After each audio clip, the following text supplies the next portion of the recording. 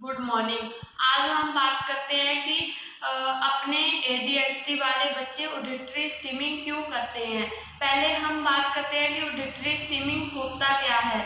जब कई बच्चे कई बार गुस्से में होते हैं, जब बहुत ही ज़्यादा खुश होते हैं, जब किसी चीज़ से डर रहे होते हैं, तब बच्चे ऑडिटरी स्ट्रीमिंग करते हैं। बच्चा बहुत ही ज़्यादा चिल्लाता है, जहाँ अलग अलग तरह की आवाज़ें निकालता है जो बच्चे ने याद किया होता है, जैसे ABCD या फिर नंबर्स, कलर्स नेम, उसको चलते फिरते बोलते ही रहते हैं।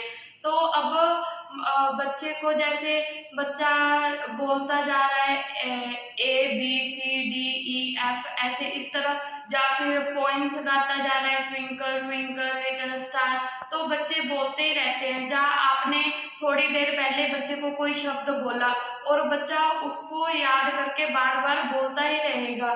तो अब हम इसको ऑडिटरी स्ट्रीमिंग कहते हैं। तो अब हम बात करते हैं कि ऑडिटरी स्ट्रीमिंग बच्चे क्यों करते हैं। जैसे अब हम पहले अपनी बात ही करते हैं। जब भी हम बहुत ही ज़्यादा खुश होते हैं या बहुत गुस्से में होते हैं, तो हम अपने आप में ही गुनगुनाने लगते हैं, या फिर टेबल को इस तरह टैप करने लगते हैं, या पेन को इस तरह ओपन क्लोज इस तरह करते रहते हैं।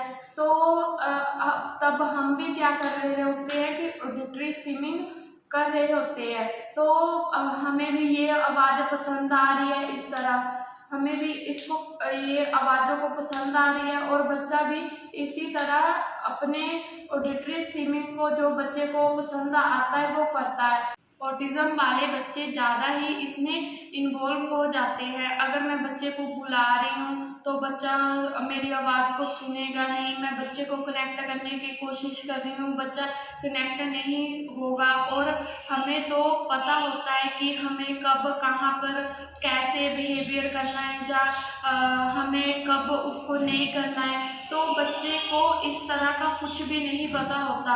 जो हमें हमें सुनना, अगर हमें कोई बुला रहा है तो हमें सुनना है, बच्चा आपको नहीं सुनेगा।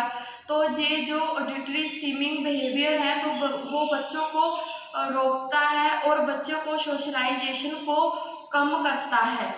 और अब हम बात करते हैं कि ऑडिटरी स्ट्रीमिंग बिहेवियर को कैसे कम करना है।